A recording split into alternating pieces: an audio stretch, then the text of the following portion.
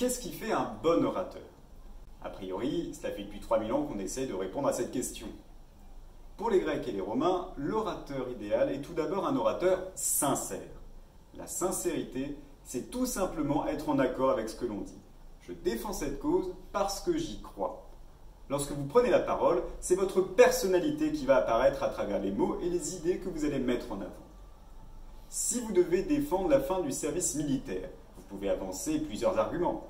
Vous pouvez dire qu'une armée de professionnels est plus efficace qu'une armée de conscrits.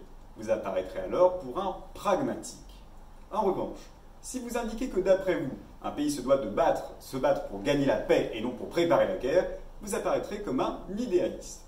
À vous de choisir les arguments qui correspondent à vos idées.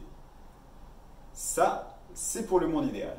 Mais voilà, dans la vie, c'est parfois plus compliqué. On n'en est pas forcément fier, mais il nous arrive parfois de défendre une position que nous savons fausse. Il nous arrive même de défendre un point de vue que nous trouvions absurde la veille par simple intérêt. C'est ce que l'on appelle la mauvaise foi. Et aussi surprenant que cela puisse paraître, la mauvaise foi, ça s'apprend. L'orateur de mauvaise foi va utiliser des stratagèmes pour contourner l'évidence, à savoir qu'il est en tort. Il peut disqualifier vos arguments sans même les étudier. Vous allez toujours dans le sens d'un tel, pourquoi je vous écouterai? Il peut s'attaquer au cadre du débat, de toute façon, votre système est truqué. Et enfin, il peut aussi nier votre victoire. C'est dans le monde du football la fameuse phrase « je préfère perdre que de gagner comme ils l'ont fait ». Alors, comment distinguer l'orateur sincère de l'orateur de mauvaise foi? Eh bien parfois, la nuance se trouvera dans le choix des mots. Imaginez que vous avez fait une erreur. Ça peut arriver.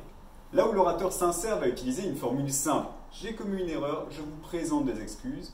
L'orateur de mauvaise foi va tout faire pour ne pas avoir à l'admettre. C'est le désagréable « je suis désolé si vous ne m'avez pas compris », manière de rejeter la faute sur l'auditoire, ou le « je suis désolé si des personnes ont pu se sentir blessées », manière de dire que, après tout, la blessure n'est peut-être qu'un sentiment. Désormais, à vous d'exiger des excuses sincères et en bonne et due forme.